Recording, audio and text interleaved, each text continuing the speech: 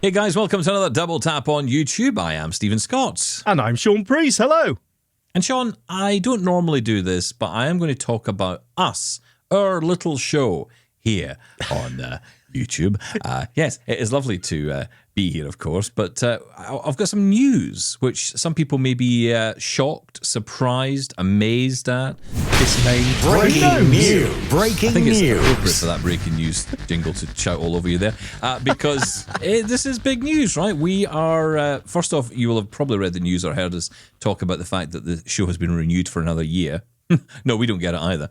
But yeah, Mr. F. There he is. Mr. F is, he obviously had a day of sobriety. Yes. Oh. Where he decided that perhaps it would be a good idea to give us another go for another year. Maybe he's thinking, well, look, no one else is going to employ them.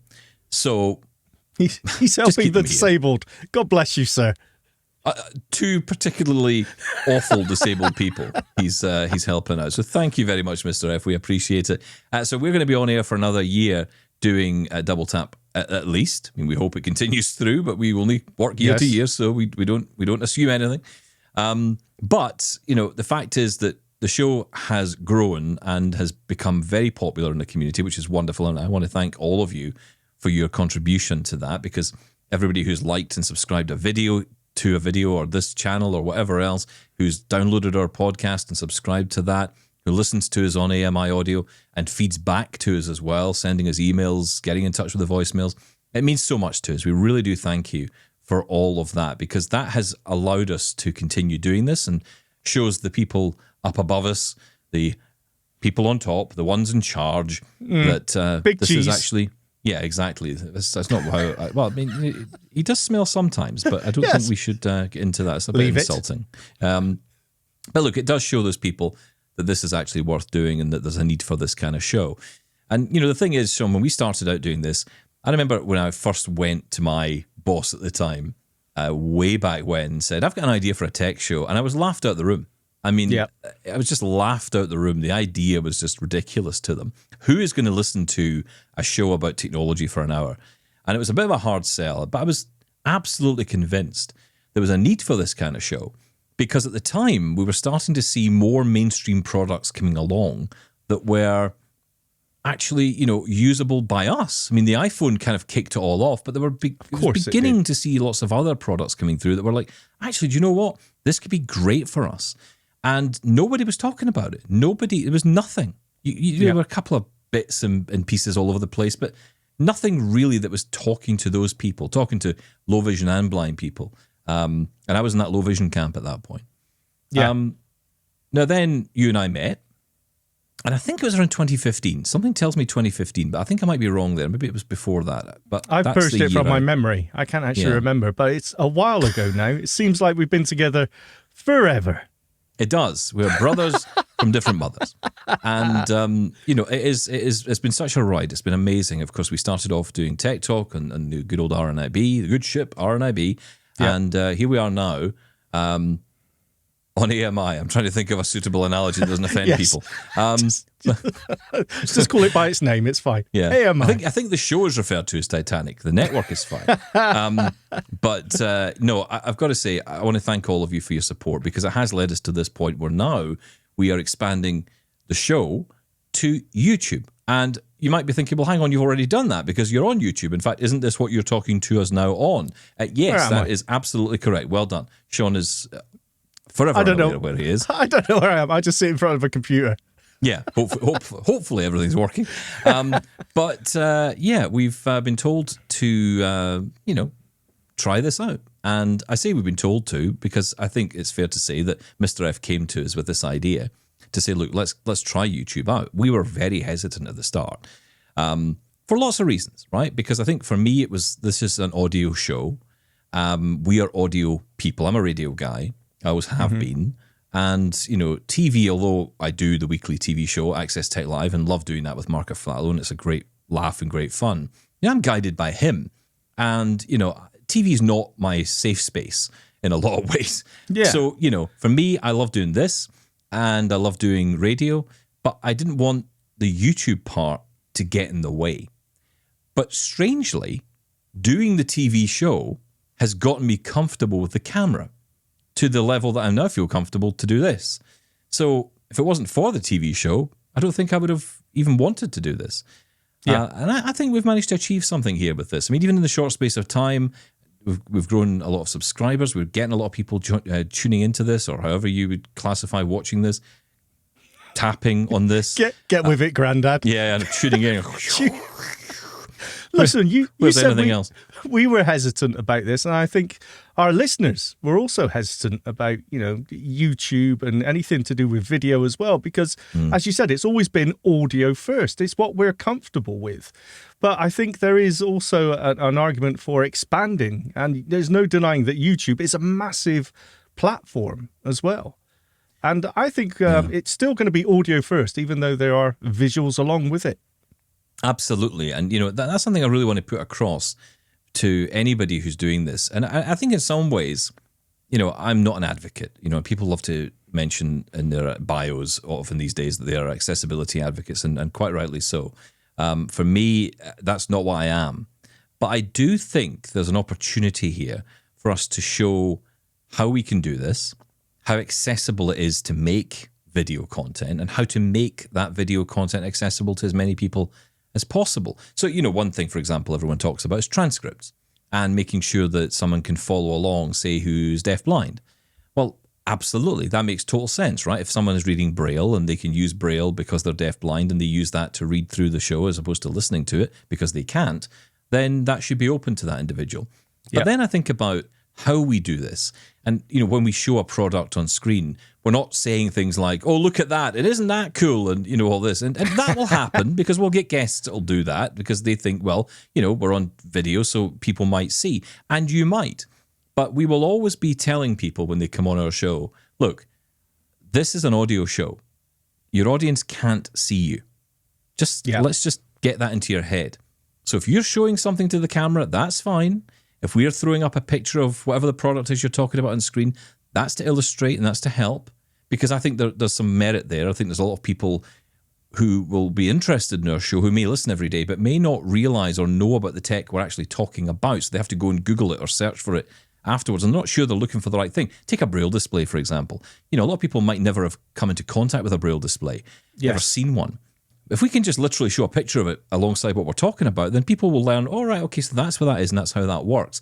But we're not necessarily having to explain that all the time. But you as a viewer can follow along and hopefully understand more. And I think that's where YouTube benefits us, because this gets to a new audience of people, not more blind people. Of course, if more blind people tune in, that's great. But I think most blind people are going to listen to the show in the audio form.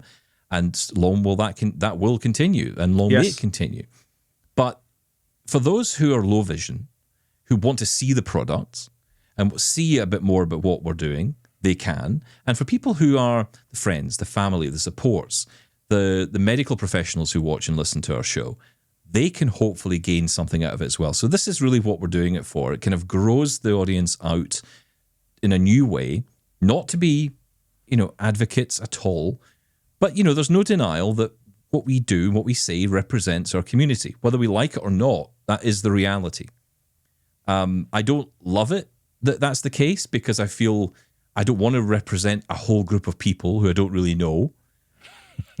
And I don't think anybody, if I was a woman and I was talking on women's issues, I'd be talking from my own perspective, right? I wouldn't be speaking for every woman on the planet. No one, I would think, would expect that woman to be doing that. So why is there a different standard here?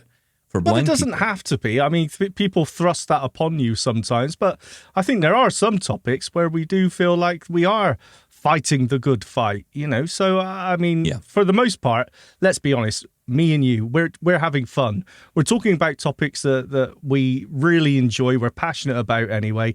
We're talking about accessibility, and we're talking to our listeners. As you mentioned, our feedback, our interaction with you guys is absolutely amazing. And I've got to be honest, it makes the show. So in some cases, I think we do get passionate, and I think we do fight the good fight. Yes, expect lots of banging on desks. Expect lots of shouting. And here's the question, right? Because we've done these videos for a while, and because they're short form, essentially, they're not as long as the main show. We just get together, we prep it out, to some degree. And, we plan out what we're going to say, although I think this one involved saying, let's just talk about YouTube. So, we get together, we do all that, and that's fine. But doing this an hour every day, I think people are going to start to see a bit more of our reality in that, I don't shave every day. Yes. I am going to have to find myself. I don't like wearing baseball caps, but I think I'm going to have to start wearing one because my hair some mornings is like, I think the phrase is burst couch. Oh, you have hair. I didn't know. I have hair. Did you not know I had hair? We'll have to describe ourselves at some point. No, I think we'll leave that. Okay. Performative nonsense. Again, all that doesn't matter. It doesn't matter. When it comes down to the show, it's still audio first. And I think, I'm all for growing the show, but not at the expense of our listeners and everyone that's come along for the ride. And that definitely is not going to happen. And you've been quite strict on this. I mean, people might think you're a pushover, but you're not.